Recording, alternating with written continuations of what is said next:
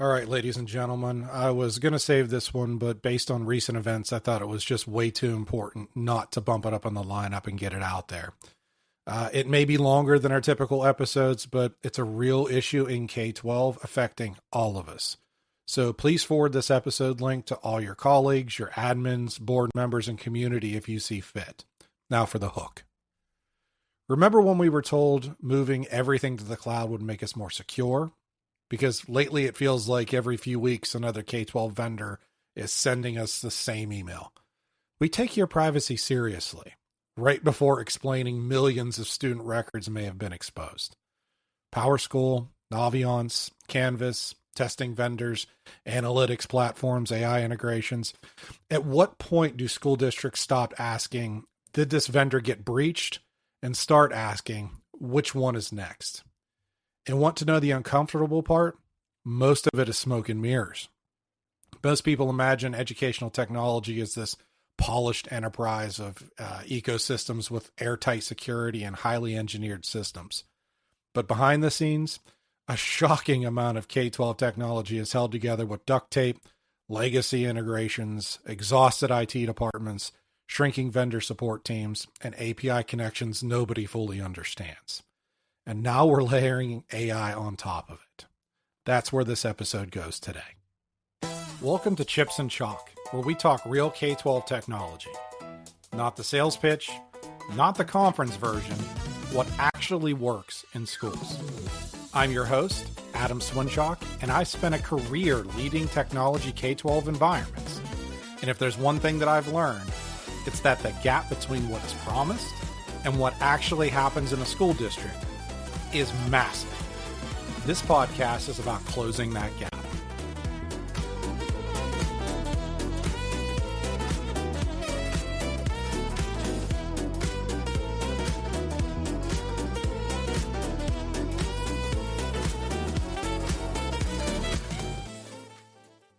So I want to kind of level set and kind of explain to those users that aren't really familiar with modern school systems just how apps and ed tech stuff works in a modern system. Schools don't just use one system anymore. In the early 90s, you had a handful here and there. They operate entire ecosystems now. In fact, a Lightspeed Systems EdTech app report from 2022 found that districts were using 2,000 plus total applications. About 300 apps accounted for 99% of the usage, and students used a median of 72 separate apps throughout their time. Middle school students used as many as 82 apps during the school year. Student information systems, learning management systems, college and career platforms, state testing systems, behavioral tools, intervention software, communication platforms, now AI tools, identity systems, and even rostering platforms. And every single integration becomes another possible pathway into student data. The modern K-12 technology stack just isn't one platform anymore. It's 40, 60, maybe 100 vendors all loosely stitched together and hoping everyone else is doing the security correctly. And we wonder why districts struggle to fully understand where student data is flowing and if it's safe beyond a hope and a prayer. We look for ways to demonstrate to our families and staff that our systems and partners are secure.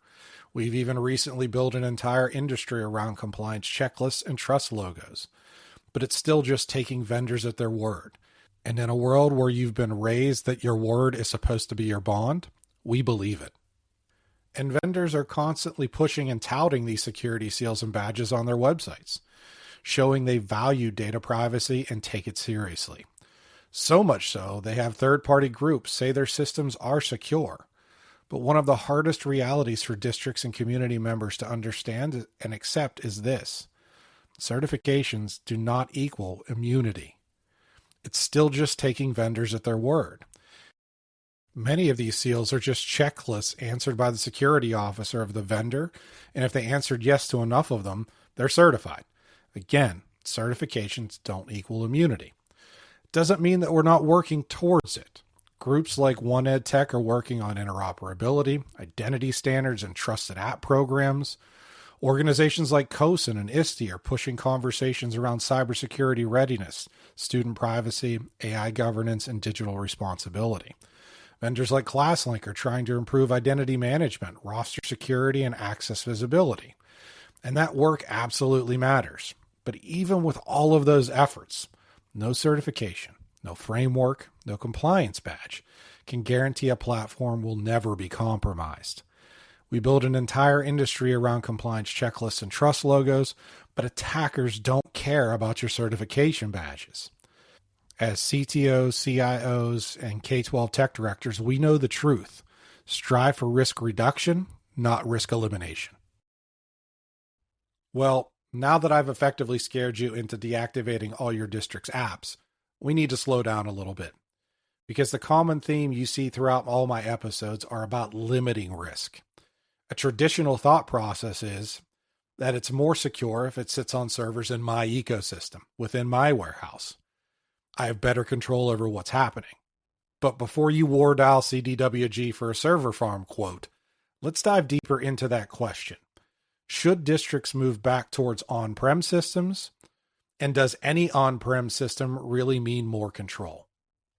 Don't get me wrong. I love the cloud. I love on-premise as well. I'm a hybrid user in the ecosystem that I currently have. But cloud definitely has its advantages. It's scalable. It offers lower staffing demands, better disaster recovery, uptime, remote access, and even automatic patching. On-prem has another set of advantages. It gives you more direct control, segmentation, isolated environments, some local visibility, reduced dependencies, and even some faster disaster recovery times, depending on how you have everything set up. But if you apply the on-prem is best philosophy, what happened with the PowerSchool data breach is going to shake you to your core. Even districts running on-prem PowerSchool environments weren't necessarily protected, and they were brought down by a checkbox in a setting earlier versions recommended stay on. The remote support checkbox default toggled to on, and in recent releases it's been fixed and default toggled to off. But this breach reportedly involved compromised support credentials, back-end privilege access, and trusted support technician pathways. That's when people realized you can own the servers, you can host the database locally, you can spend millions on infrastructure. But if a trusted vendor has privileged back-end access, your environment may not be really isolated at all. And in many reported cases, the access happened incredibly fast, in and out in under 30 seconds. No movie-style ransomware screen, no dramatic shutdown, no blinking red lights, just authentication, access, export, and poof, gone. The only footprint? An obscure log entry buried somewhere in the districts didn't even know existed, let alone actively monitored. But even if this story doesn't trip you up to, get rid of the fallacy of security just by being on-prem, we have to sit there and ask ourselves, does my vendor even offer an on-premise version anymore? In 2005, that answer was typically yes. In 2026, it's usually a resounding no. Well, why? The marketing answer is going to be because they're able to support you better, make you run the most recent versions to perform the best. Their team is actively monitoring their system for performance and security, yada, yada, yada, yada. Real reason? Because cloud delivery is dramatically more profitable, scalable, supportable, and strategically valuable for vendors than on-prem software. Cloud makes vendors more money. This is probably the biggest driver. With on-prem systems, district bought software licenses, hosted it themselves, controlled the infrastructure, sometimes skipped the upgrades, sometimes stayed on old versions for years. With cloud and SaaS, vendors get reoccurring subscription revenue, predictable cash flow, higher valuation multiples, lower privacy risk, tighter customer lock-in. The cloud didn't just change technology, it changed the business model for them. Another reason is support. Supporting thousands of on-prem environments is an absolute nightmare. Every district environment is different. Firewalls, authentication systems, network configuration, server hardware, patch levels, security maturity. For vendors, supporting on-prem means massive support overhead, inconsistent performance, difficult troubleshooting, and upgrade fragmentation. Cloud centralizes all of that for them. Why support 5,000 unique environments when I can control one? AI and analytics depend on centralized data as well. This is an uncomfortable one. It feels kind of icky, but it's true. Modern vendors increasingly rely on centralized analytics, behavioral telemetry, large scale data modeling, AI feature development, and usage insights. Those things work best when they're in the cloud. A lot of modern educational technology innovation is built on centralized data visibility. That becomes much harder when every district is isolated on-prem. Another major factor nobody really likes to talk about publicly is because it's the business of education. Keyword business. Private equity and investor pressure. PowerSchool LLC wasn't purchased for billions of dollars for funsies. It generates significant revenue. Cloud SaaS companies are valued much higher by investors because they produce reoccurring revenue, predictable growth, customer dependency, subscription retention, and centralized operational control. Private equity loves SaaS. Why? Because margins scale better. Staffing can be reduced, support can be centralized, upgrades are controlled, and data ecosystems become stickier. A lot of educational technology stopped being just about education a long time ago. It became a SaaS subscription economy. But because of breaches, support reductions, and performance issues, the pendulum is beginning to swing back. Districts are starting to reconsider some of the on-prem systems. I know because I'm one of them. Not necessarily because on-prem is automatically safer, but because districts are asking, where exactly is our data? Who has back-end access? How segmented are we really? What happens during vendor compromise? And how dependent have we become on all of them? The real answer actually may lie somewhere in between. Hybrid may be the future. More specifically, strategic hybrid architecture, where critical systems remain more isolated, sensitive identity systems stay tightly controlled, districts demand stronger segmentation, vendors offer private hosted or sovereign hosted options, and data minimalization becomes the standard. The industry sold cloud as simplicity, but simplicity for the customer often meant centralization for the vendor. And centralized systems are incredibly attractive targets for the bad guys. So the question isn't really, should we go back to on-prem? The question is, how much control are districts willing to give up in exchange for convenience? Fast forward a little bit, and then came the Naviance settlement. Wait, what? The Naviance settlement? I didn't even know there was a problem. And I wasn't the only one. It caught a lot of school leaders and families completely off guard. Most had absolutely no idea this conversation was even happening. Districts across the country started getting questions because settlement notices just started appearing out of nowhere in families' mailboxes. And once again, we ran into a problem. Not just a breach problem, but a notification problem, and what it means to be technically notified, but not meaningfully informed. So now you're probably asking, well, what does that mean? Sometimes there's a huge difference between being legally notified and actually being informed. Now, before we go deeper into the school side of this, it's important to understand something. There's no single universal national breach notification law in the United States. Most breach notification requirements are governed at the state level, which means every state has its own rules, timelines, thresholds, definitions, and requirements.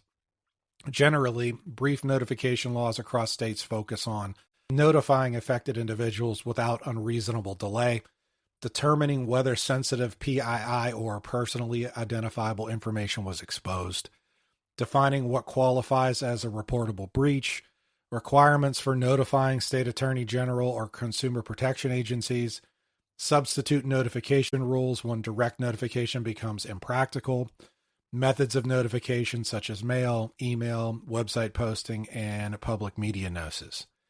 And the substitute rule is where the poison pill lives for families. In many states, substitute notification becomes legally allowable when the number of affected individual becomes extremely large, direct contact information is incomplete, or notification costs exceed certain thresholds. Vendors even many times get to choose the notification based on the most available data of the victim's breach. So, at scale, breach notification can start looking less like a personal communication and more like disaster management. Okay, now bear with me because I know your eyes are going cross, but hear me out. The very first time that I encountered something like this, it took me a few days just to wrap my head around what all of it meant. And it's way more legalese than I ever wanted to deal with in my life. But hypothetically, or in actuality, for the PowerSchool breach, if the only email address tied to the affected account was the student's district email, then technically, notification may have been sent to the district student email. Requirement satisfied. But in many districts, students cannot even receive outside email. Their accounts are intentionally locked down to internal only communication for safety reasons. So there's a very real possibility some notifications were technically issued while families never realistically saw them, which means obligations may have been satisfied legally, but the family may have never actually understood their child's information was involved.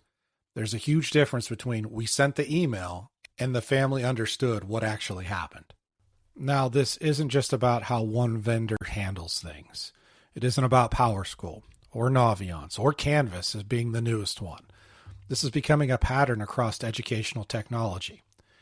Analytics frameworks buried inside platforms, third-party integrations districts don't fully see, AI systems connecting into ecosystems, data collection nobody fully understood, and families discovering years later through legal notices how many companies have touched their student information. And school districts are constantly under attack through their vendors or through their own networks. In my district, we actually average 6 attempted breaches a day at the firewall level. The most secure organizations in the world are under attack constantly.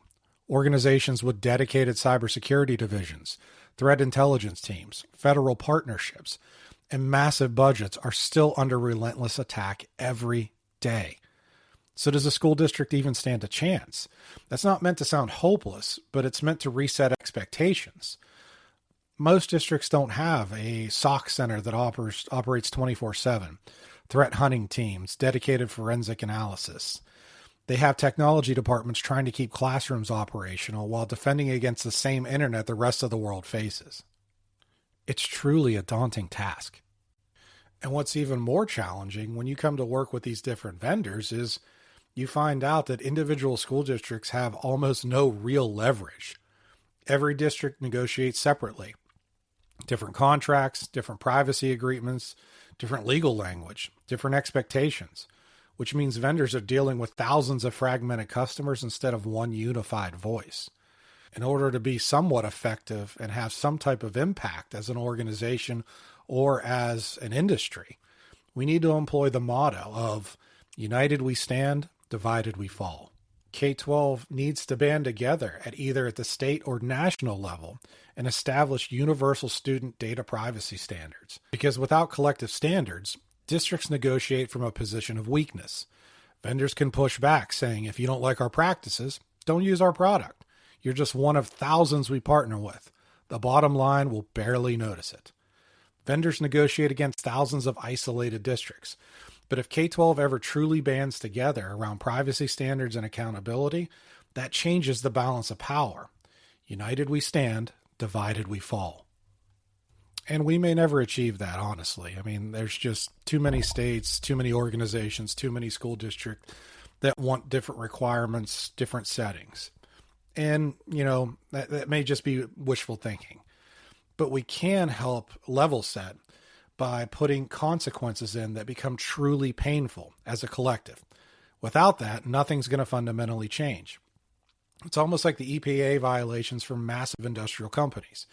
The headlines sound huge, millions in fines, public outrage, but for some organizations, they make that money back in hours, heck, maybe even minutes. So eventually the fine becomes just another operational cost of doing business. The Department of Education, the FCC, state legislatures. Somebody eventually has to begin establishing real enforceable standards for student data protection.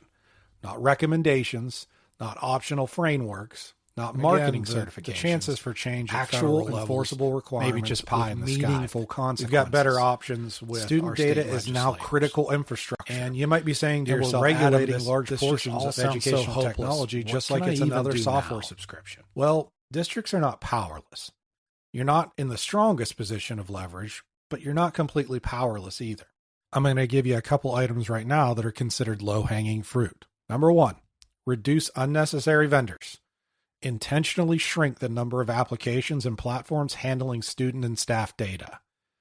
Get rid of the apps doing the same thing. Review all of your software annually. Shut down unused teacher-requested tools. Limit free classroom apps, because free is never free. Consolidate platforms where possible, and require curriculum and IT approval before adoption of anything. Every app introduces another privacy policy, another authentication pathway, possible breach point, another vendor relationship, and another data sharing agreement. Every app added to the environment is another doorway into the student data. Number 2, require privacy reviews. Absolutely no application gets approved until someone evaluates what data it collects, how it stores it, who owns the data, whether it shares the data with third parties, whether it uses AI training models, how data is deleted after the contract terminates. You should also run your apps through a privacy framework. Include committees involving curriculum, technology, and administration when selecting new applications. Have your solicitor do a legal review and get students to sign data privacy agreements. Teachers aren't thinking about these things whenever they have access to stuff in their classrooms. They're thinking, wow, cool, another instructional tool. Or tech departments and administration see another company requesting access to minors' personal information. Number 3, demand better visibility. Districts, stop blindly trusting vendors and start demanding transparency. Ask vendors, who has back-end access? Are support sessions logged? Where is data stored? Is it encrypted in transit and at rest? Who are your subcontractors? What third parties receive telemetry? How long are your logs retained? What monitoring exists? This matters because many districts discover these vendors don't fully know where student data goes. They don't know who can access it, and they don't know how long it's retained. You can't protect what you can't see. Number 4, minimize privilege access. Limit administrator level access to systems as much as possible. Fewer domain admins, fewer sysadmins, fewer shared accounts, temporary vendor access instead of permanent access, role-based permissions, and remove old accounts immediately. Most breaches escalate through privileged credentials, administrative accounts, and even excessive permissions. The more people with the keys to the kingdom, the greater the chance one key gets stolen. Number 5, enforce MFA. I know, controversial. Require a second form of verification beyond passwords. Easier said than done with students, but with staff and IT departments and even administrators, this should be a non-negotiable.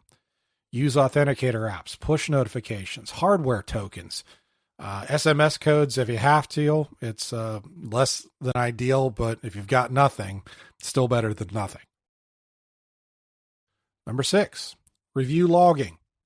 Actually monitor and review system activity logs.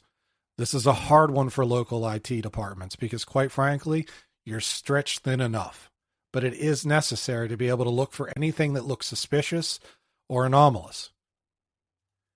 I want you to look for failed logins, privilege accesses, unusual exports, geographic login anomalies.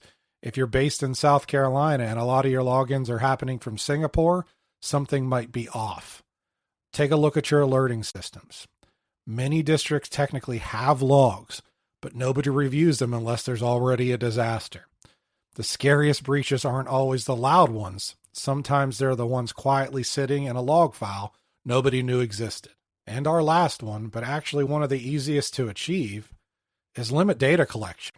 Only collect the minimum amount of data truly needed operationally.